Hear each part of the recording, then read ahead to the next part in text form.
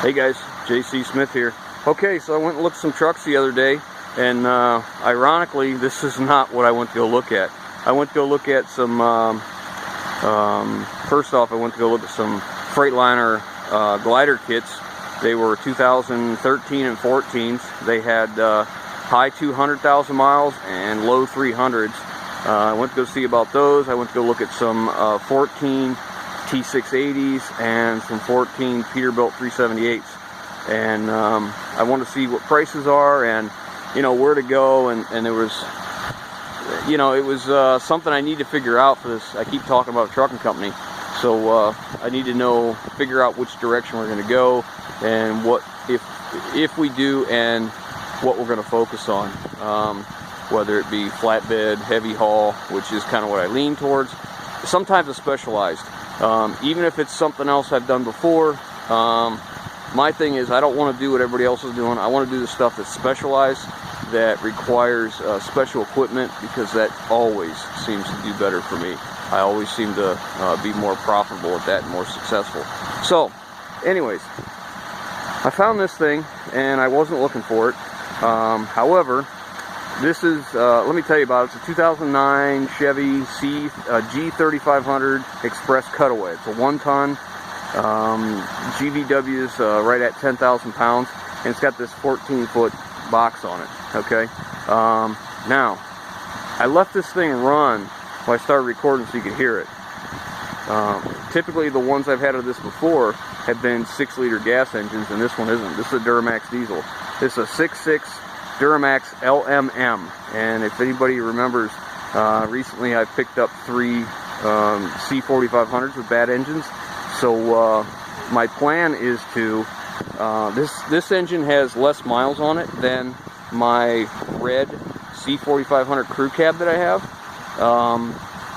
So what I would like to do is I want to pull this motor out of this one and put it in my C4500, the one with the Western hauler bed. And because I use that one more than the one with the pickup truck bed. So, and then take the motor out of it and put it in one of the ones that I'm going to get rid of. One of the ones that have a bad motor, so that I have the lowest mileage motor possible for my truck. Now, as far as the transmission is concerned in this is not an Allison 1000. This truck has a GM 4L85E, which is a derivative of the 4L80E, just stepped up for the Duramax and the fact it's diesel, more horsepower. So my plan is to take the box off, and then you see that airfoil, it has seam sealer holding it down to the cab here. I don't think there's any screws from up above, but if there is, we'll take care of that. Take that off, we'll remove the cab, and then we'll pull motor and transmission out, and we'll use it on the other. The thing runs great.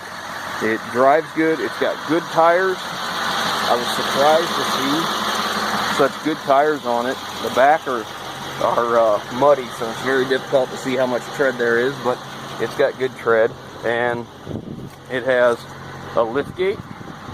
Of course, it's spent its life in the Rust Belt up here between Ohio, Pennsylvania, and New York, upstate New York, so we got rust. And I know a lot of guys will be like, oh my god, I can't believe that rust. Well, this is what we live every day.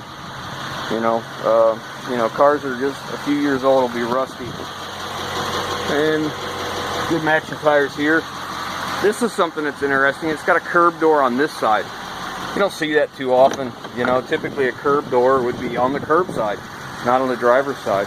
And what it is access to this. This is a platform up here that is hinged in 2 pieces, so it can be lifted and removed, and it can basically flip back over on itself.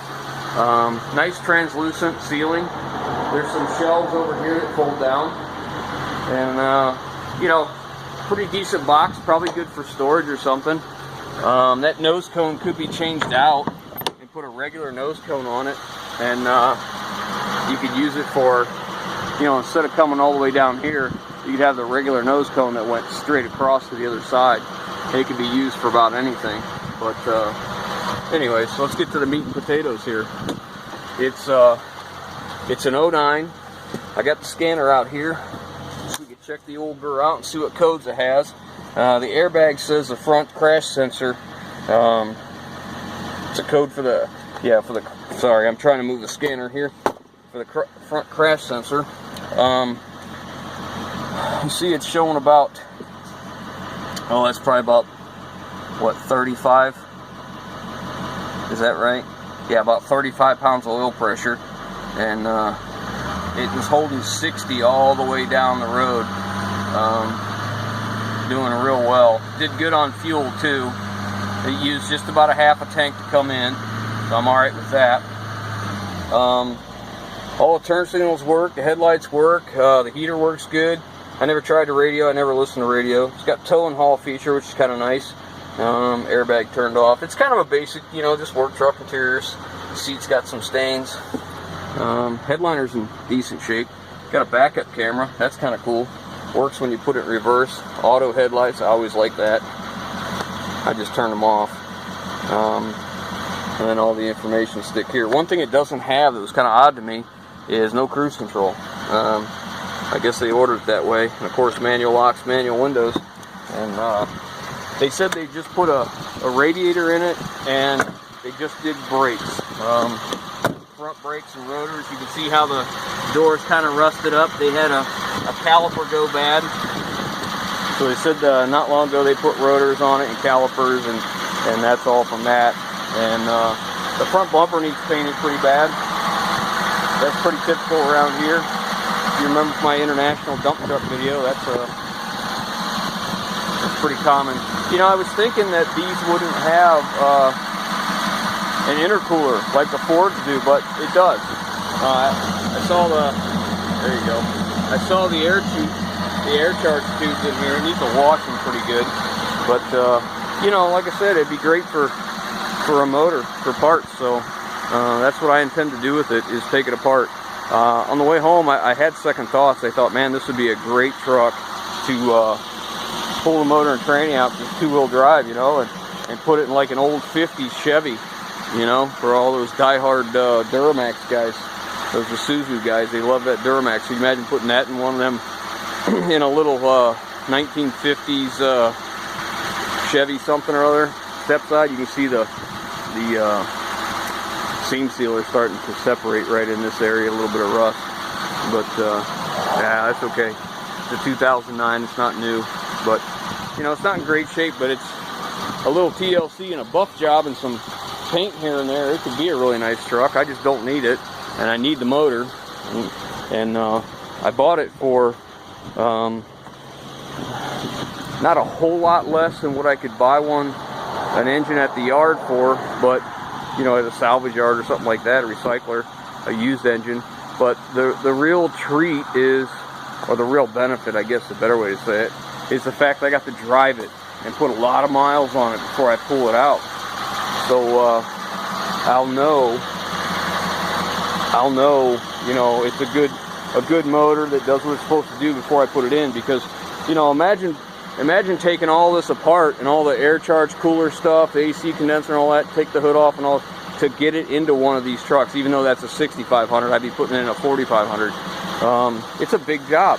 And I know the yards will warranty it, but you know, they don't pay your labor.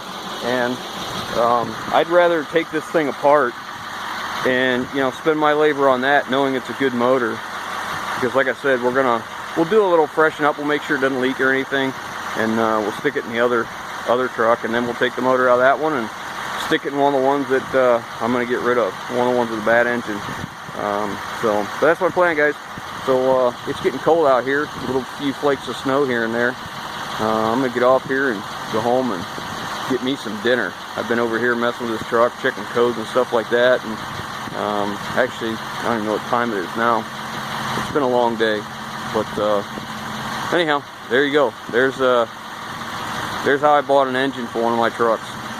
I'll probably, something else I was going to tell you. You see this mirror here? This is used only on the vans, the cutaways, because it mounts to the door and not to the body, like that C4500 over there. If you can see it, you see how the C4500 mounts to the body of the truck here instead of to the door. So when I take it apart, I'll be saving these doors. There's no rust on the bottom of the doors at all. And I'll keep the mirrors too, because if you've ever run those C4500s with those mirrors, they vibrate once they get a little age on them and carry on. You can't see out of them with the crap anyway, so we'll hang on to them. We'll keep a lot of parts, and then you know, we'll get rid of that box. Maybe somebody will use it for storage or something. I think it's 14 foot is what it is. I'll throw a tape measure to it one day. But all right, guys, I'm gonna leave you with that. You guys like what I'm doing? Give us a thumbs up. If you haven't already, hit that subscribe button and leave your comments down below, guys. We'll catch you on the next one.